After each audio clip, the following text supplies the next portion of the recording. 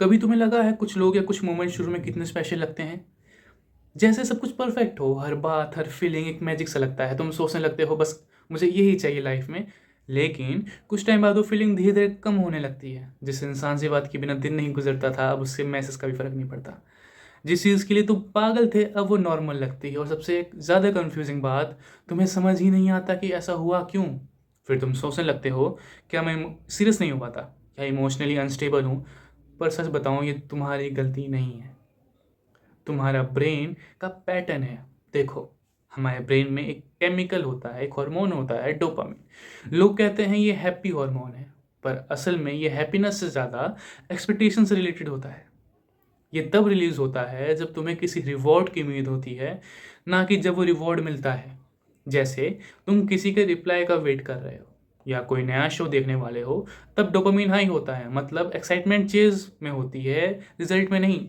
Brain को नई चीज़ें पसंद आती हैं, कुछ अलग, कुछ अनप्रडिक्टेबल। लेकिन जैसे ही चीज़ फेमिलियर हो जाती है, ब्रेन कहता है अब थ्रिल खत्म हो गया है, कुछ खास नहीं है, और डोपामिन रिलीज कम हो जाता है। इस प्रोसेस को सिंपल शब्दों में बोलो तो आदत पड़ जाना। जब कोई चीज़ रोज रोज मिलती है, वो उतनी एक्साइट नहीं करती जैसे पहली बार सुनोगे। या फेवरेट सॉन्ग जब तुमने पहली बार सुना होगा तो गूज़बम्स आ गए होंगे, लेकिन 50वीं या 100वीं बार लगातार सुनने के बाद उतनी खास नहीं रहता।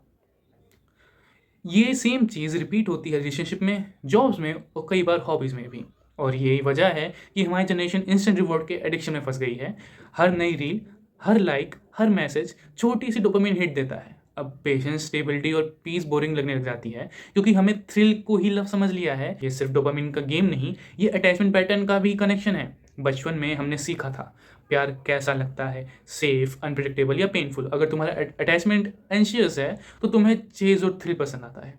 अगर अवॉइडेंट है तो जैसे ही कोई क्लोज आता है तुम्हारा ब्रेन डेंजर फील करता है और तुम पीछे हट जाते हो। अगर डिसऑर्गेनाइज्ड हो तो तुम दोनों एक्सट्रीम्स में उलझे रहते हो, प्यार चाहिए और उससे डर भी लगता है।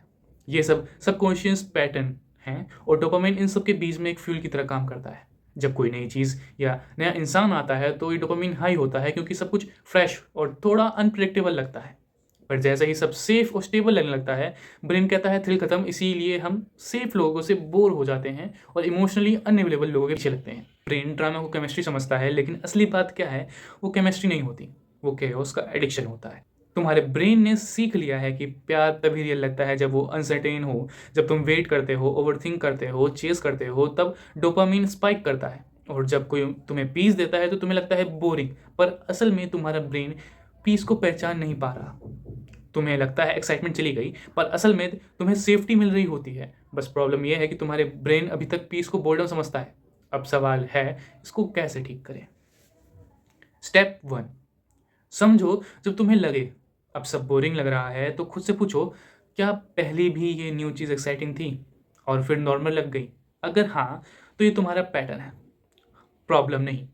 स्टेप 2, हर छोटी डोपामिन हिट के पीछे मत भागो, थोड़ा रुकना सीखो। अपने ब्रेन को सिखाओ रिवॉर्ड तब मिलता है जब तुम पेशेंस दिखाते हो। पीस भी रिवॉर्ड है, सिर्फ थ्रिल नहीं। स्टेप 3, सीखो जब तुम्हारा माइंड थ्रिल के पीछे भागने लगे, रुक कर ऑब्जर्व करो।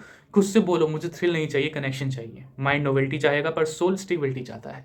और जब तुम डोपामिन के स्लेव नहीं उसके मास्टर बन जाते हो, तब हीलिंग स्टार्ट होती है। स्टेप 4, रैंडम स्क्रॉलिंग, इन सबसे थोड़ा दूर रहो। थोड़ा साइलेंस, नेचर और रियल कन्वर्सेशंस में टाइम स्पेंड करो। तुम्हारा ब्रेन रेसेट होता है, फिर नॉर्मल चीज़ें भी सुकून देने लगती हैं। और लास्ट समझो कि रियल लव सिर्फ डोपामिन नहीं होता, उसमें होता है ऑक्सीटोसिन, ट्रस्ट और bonding, serotonin, long term satisfaction और एंडोफ्रिन्स, काम और कंफर्ट। मतलब असली प्यार थ्रिल नहीं, सुकून देता है। तो जब तुम्हें लगे इंटरेस्ट खत्म हो गया है, समझना कि तुम्हारा ब्रेन हाई से पीस मोड में शिफ्ट कर रहा है। अगर तुम पेशेंस रख लोगे तो वो पीस तुम्हें वो सेटिस्फेक्शन देगा जो थ्रिल कभी दे नहीं सकता था। थ्रिल टेम्परेरी होता है, कनेक्शन परमानेंट। और जब तुम बोरिंग मोमेंट्स में भी मीनिंग ढूंढना सीख जाते हो, तब तुम्हारा ब्रेन हील होने लगता है। नेक्स्ट टाइम जब कोई रिलेशनशिप काम या ड्रीम बोरिंग लगने लग जाए, तो उसे छोड़ने से बजाय उसको और गहराई से समझो, क्योंकि डोपामिन तुम्हें सरफेस पे रखता है और मैच्योरिटी तुम्हें डेप्थ में ले जाती है। और वो डेप्थ वो जगह है जहाँ रियल लव, रियल पीस और रियल फुलफिलमेंट मिलता है।